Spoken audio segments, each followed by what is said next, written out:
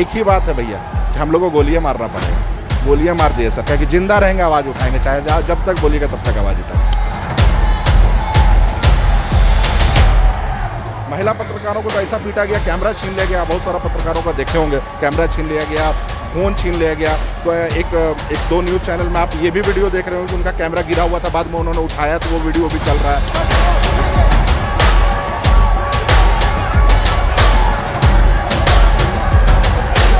बहनों को मैं बचा रहा था सर, बहनों को ऐसे करके बचा रहा था, पीछे से जांघों में मारा। और ये ऐसे नहीं मारा है सर, मार रहे थे तो पूरा वाइब्रेट कर रहा था सर।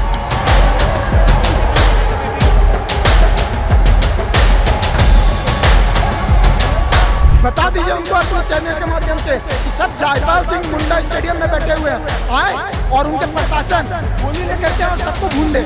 हम लोग उसी के लिए बैठे हुए हैं, अब नहीं रुकेंगे सर। हम लोगों को चाहिए था सीबीआई मांग, लेकिन अब हम लोगों को चाहिए इनका इस्तीफा और पूरा सत्ता छोड़ के भागे। कोई नहीं बचने वाले हैं सर। पुलिस का लाठीचार्ज है, यहाँ पर लाठीचार्ज घायल हो गए हैं। ये देखिए, ये तो फिर मतलब वही बात हो गई कि हम चोरी का कंप्लेंट इसलिए लिखा है क्योंकि चोर ने चोरी किया, तो मतलब चोरी सही है और चोरी का कंप्लेंट करने वाला गलत है। अश्रु गैस के गोले छोड़े जा रहे हैं। ये देखिए, अश्रु गैस के गोले छोड़े जा रहे हैं। प्रदर्शनकारियों पर अश्रु गैस के गोले छोड़े जा रहे हैं।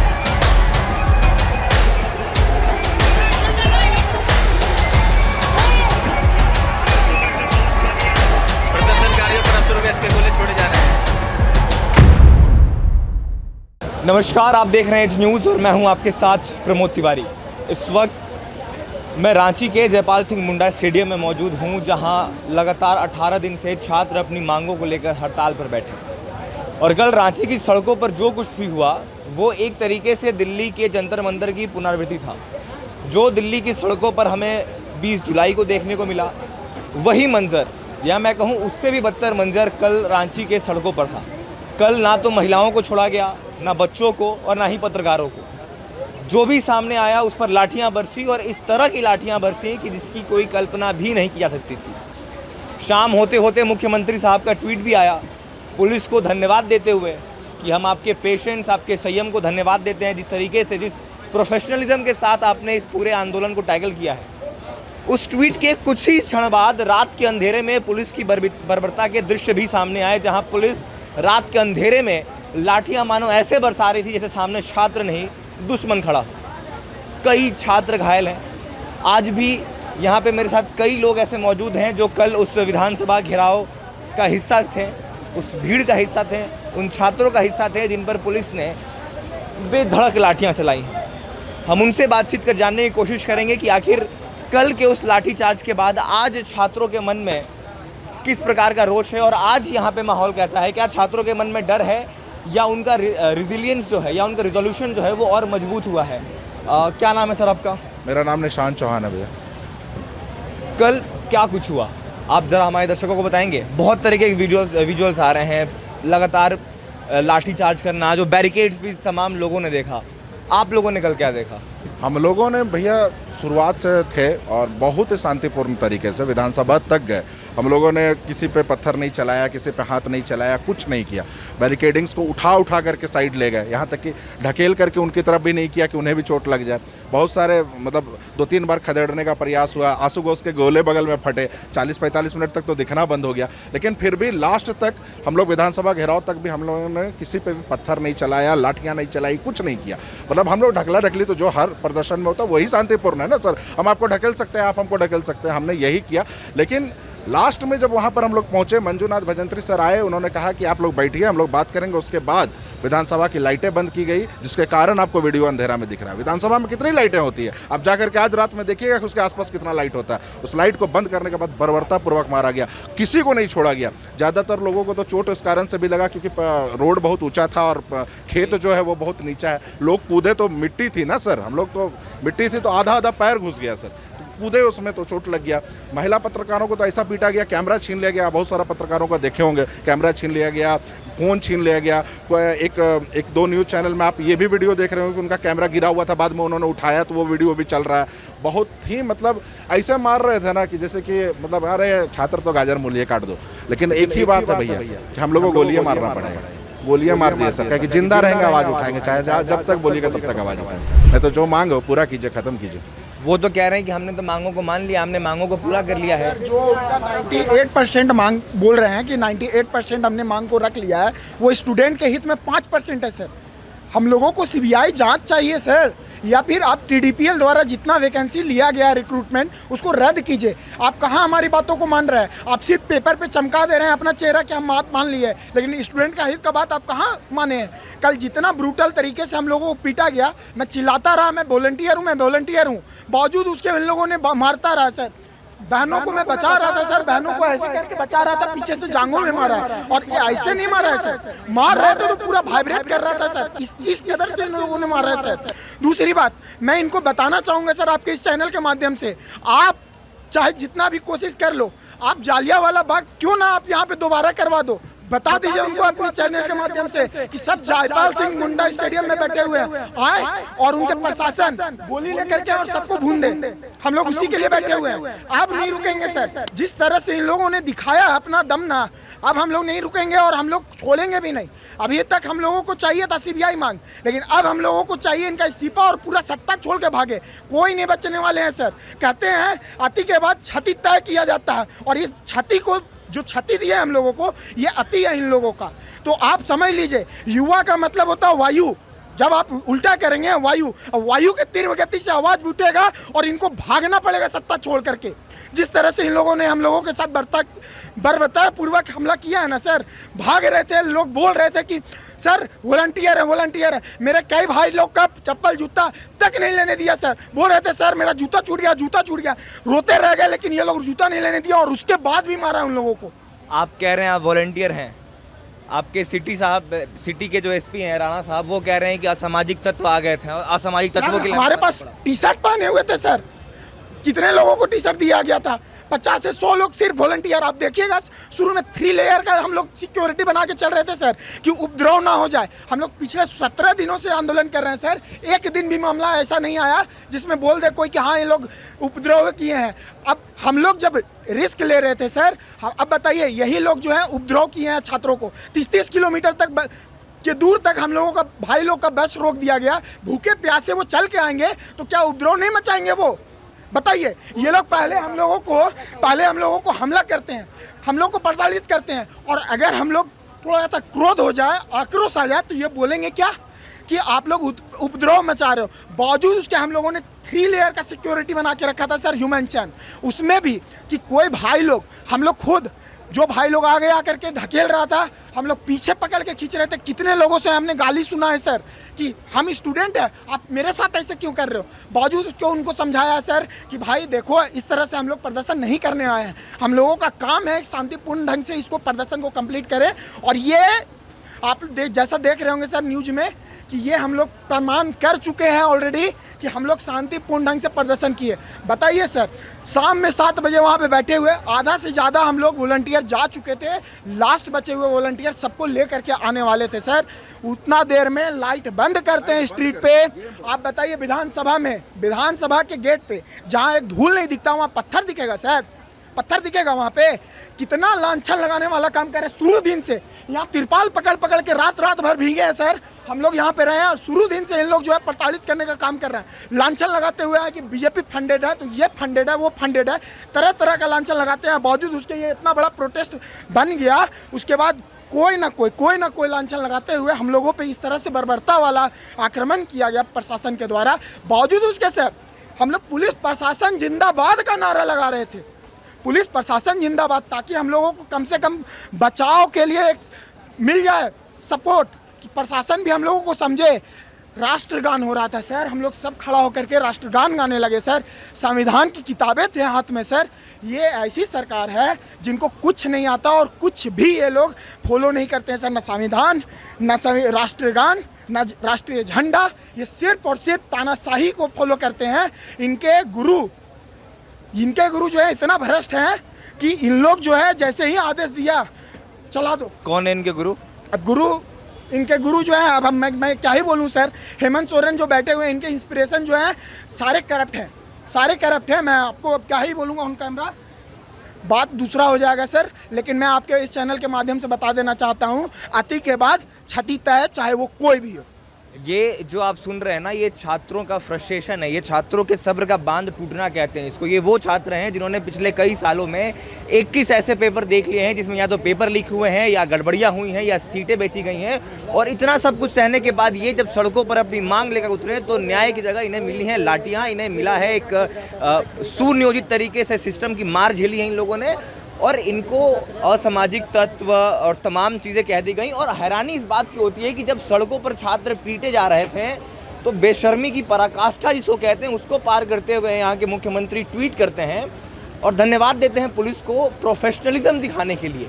कौन सा प्रोफेशनलिज्म था हमें नहीं दिखा, शायद छात्रों को दिखा होगा। किस प्रोफेशनलिज्म की बात कर रहे थे? और मैं बोलना चाहूँगा सर, इनके जितने भी राष्ट्रीय अध्यक्ष हैं, चाहे वो समाजवादी पार्टी के हों, राहुल गांधी जी हों, चाहे कोई भी हो, बताइए, वो डायरेक्ट लिखते हैं क्या कि ये सारी जो है भाजपा की कमियों की वजह से हो रही है। कितना लांछन लगाने वाला काम करते हैं। आप सोचिए, अभी ये यहाँ चीटी मर जाएगा ना सर, बोलेंगे कि भाजपा क्या गलती है। संगठन, इतना बड़ा संगठन है, वहाँ पे कोई कार्यकर्ता नहीं था, वो चीटी को नहीं बचा सकता था।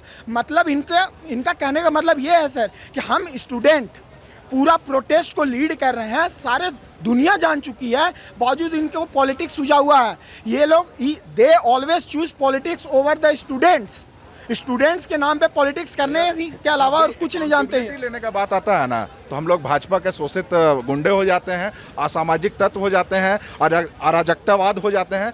एडमिट कार्ड है भैया, जेपीएससी दिए हैं, डेट देख लीजिए आप, ठीक है, 19/4/2026। अगर ये गुंडैती है ना भैया तो हैं गुंडे, है। अगर ये असामाजिक तत्व है तो हैं असामाजिक तत्व। इसके अलावा कुछ नहीं बोलेंगे भैया। बहुत अंदर भाव है, हो सकता है कुछ गलत बोला जाए कैमरा पे जो शायद नहीं बोलना चाहिए, इसीलिए बहुत अंदर से बहुत संयम तरीके से, जैसे भाई बात रख रहा है वैसे ही बोल रहे हैं कि जिस तरह से आग किसी के भी सीने में हो, लेकिन ये आग जलनी चाहिए, ठीक है। हो गई है पीर पर्वत से निकलनी चाहिए, इस हिमालय से कोई गंगा निकलनी चाहिए। और इस देश में ना एक गंगा अकाउंटेबिलिटी की निकलनी चाहिए, क्योंकि इस देश से अकाउंटेबिलिटी खत्म हो जाती है। नेता ये एक्सपेक्ट करते हैं कि ये पब्लिक जो है ये भेड़ बकरी है, इनसे बस वोट लो और फिर इन्हें गाजल मूली के भाव रास्ते पर कटने के लिए और पिटने के लिए छोड़ दो। और भाई जिस बात कर रहे थे वो बात कर रहे थे अखिलेश यादव के स्टेटमेंट की, जो कि उन्होंने पार्लियामेंट के बाहर दिया कि ये भाजपा की कमी है। अच्छी बात है, आप जो है आप विपक्ष में हैं, आप सवाल उठाइए। राज्य में सरकार आपके घटक दलों की है ना, आपके गठबंधन की है। राहुल गांधी बाद में ट्वीट करते हैं कि हिंसा का प्रयोग नहीं होना चाहिए, बल प्रयोग छात्रों पर नहीं होना चाहिए, और उसके तुरंत बाद अंधेरे में पुलिस लाठियां बरसाती हुई दिखती है।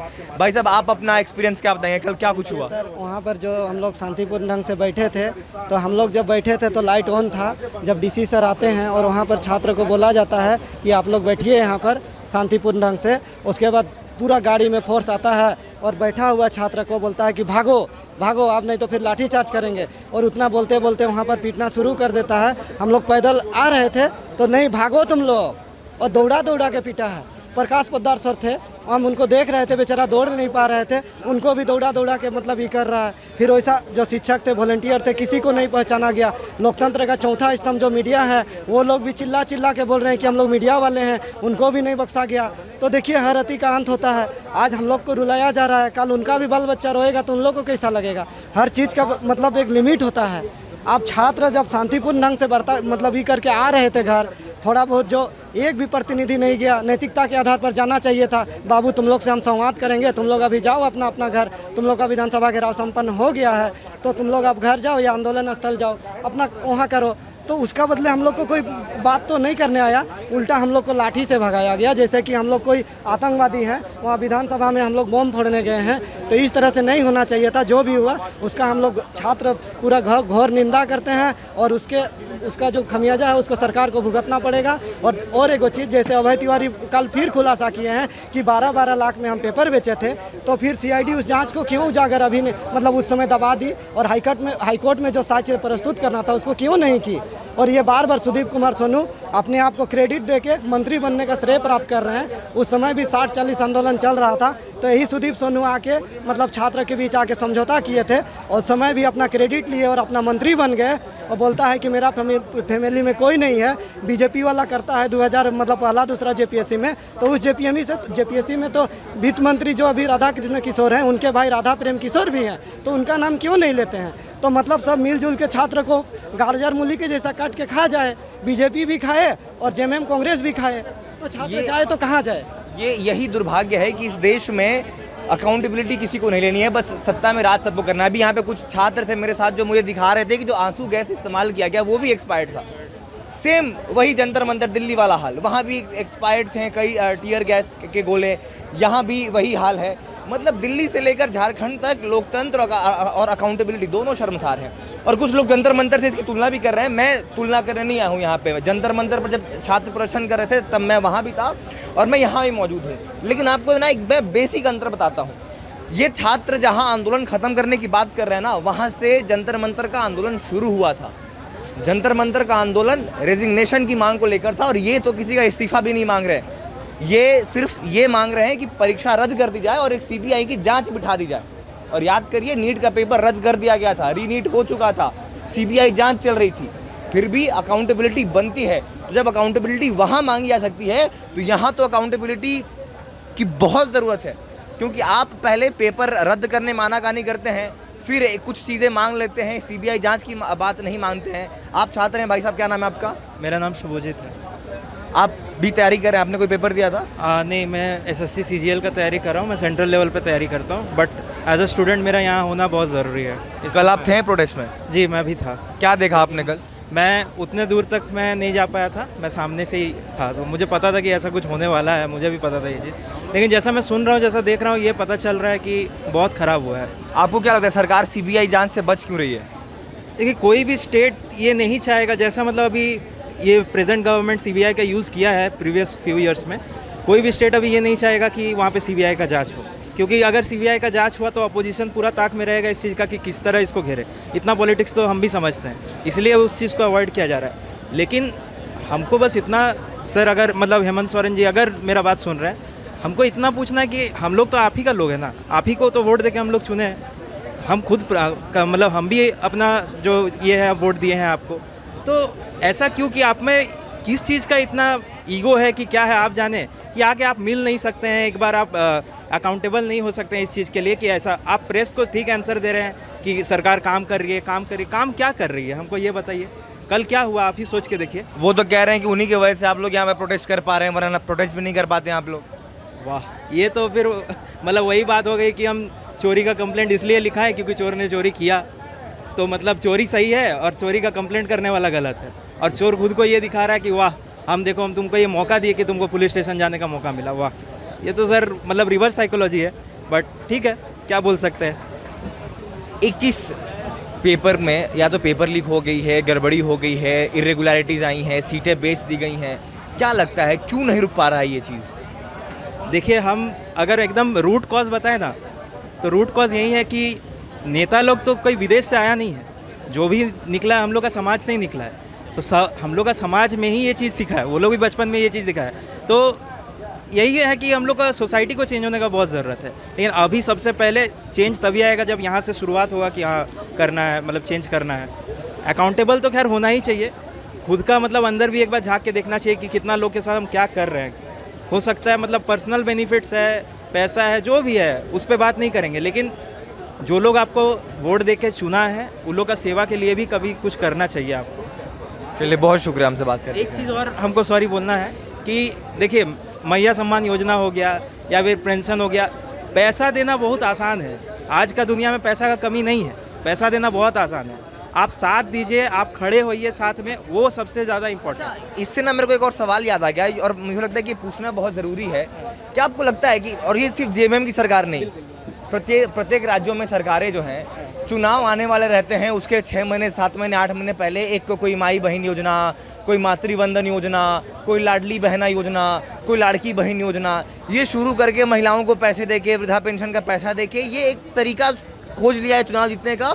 और उसके बाद अकाउंटेबिलिटी से किसी को मतलब नहीं है। राज्य का कितना नुकसान हो रहा है राजस्व का, छात्रों को नौकरी मिल रही है नहीं मिल रही है, क्या इंडस्ट्रियलाइजेशन हो रहा है नहीं हो रहा है, इन तमाम चीज़ों से बच जाओ, चुनाव के पहले पैसे ट्रांसफर हो। क्या ये vote for cash for vote नहीं होगा? ये बिल्कुल है। देखिए, इसमें 2-3 पॉइंट है, हम सारा बताते हैं। 2-3 पॉइंट में ये है, जैसे आप घर में भी ये चीज़ सुने होंगे कि मतलब कभी ना कभी तो ये सुने ही होंगे कि जिस घर में औरत खुश रहती है वो घर खुश रहता है। तो ये साइकोलॉजी सबको पता है कि अगर हम औरत को ये रखेंगे तो फिर कोई दिक्कत नहीं है। तो ये सबसे पहला रीज़न। दूसरा कि हम लोग जितना इंटरेस्ट इंडिया में पॉलिटिक्स में जितना इंटरेस्ट लेना चाहिए लोगों को पॉजिटिव साइड में, नेगेटिव साइड में तो सब पॉलिटिशियन है, नेगेटिव साइड में सब है, कोई किसी पार्टी का बुराई करेगा, कोई किसी पार्टी का अच्छा है, लेकिन पॉजिटिव पॉलिटिक्स सीखना बहुत ज़रूरी है। और सबसे ज़्यादा ज़रूरी है औरत लोग को सीखना। हम लोग का जो फीमेल्स लोग हैं सब कोई को पढ़ना बहुत ज़रूरी है, पॉलिटिक्स के बारे में जानना बहुत ज़रूरी है। आपका वोट मैटर करता है, हर इंसान का वोट मैटर करता है। तो सबसे पहले जानिए कि हम किस लिए वोट दें। आप मैया सम्मान के लिए अगर वोट दे रहे हैं ना तो बहुत गलती कर रहे हैं। तो मैया सम्मान के लिए आपको तो सम्मान मिलेगा, भैया लोग लाठी खाएगा, इधर दिक्कत यहाँ पे हो रहा है। तो आप भी समझिए कि एजुकेशन कितना ज़रूरी है। और अभी एजुकेशन के लिए ही तो प्रोटेस्ट चल रहा है। तो पता है कि एजुकेशन दे देंगे सब जान जाएगा, तो हम लोग का फिर दिक्कत है। हम उम्मीद करेंगे कि आपकी ये बात बहुत लोगों तक पहुँचे और शिक्षा को प्राथमिकता दी जाए, रोज़गार को प्राथमिकता दी जाए, इंफ्रास्ट्रक्चरल डेवलपमेंट को, इंडस्ट्रियल डेवलपमेंट को, ऑर्गेनाइजेशनल डेवलपमेंट को, इन सब को प्राथमिकता दी जाए, रिक्रूटमेंट प्रोसेस को ट्रांसपेरेंट किया जाए। एक कोई नहीं मांग रहा आपसे कि आप हर साल करोड़ नौकरियां हमसे दें, लेकिन जितनी वैकेंसियां आ रही हैं कम से कम उन रिक्त पदों को एक यूनिफॉर्म तरीके से, ट्रांसपेरेंट तरीके से भरिए। आप हर साल तय कर लीजिए कि हमें इतने परीक्षाएं करानी है, इतनी इतनी वैकेंसियां हमें भरनी है।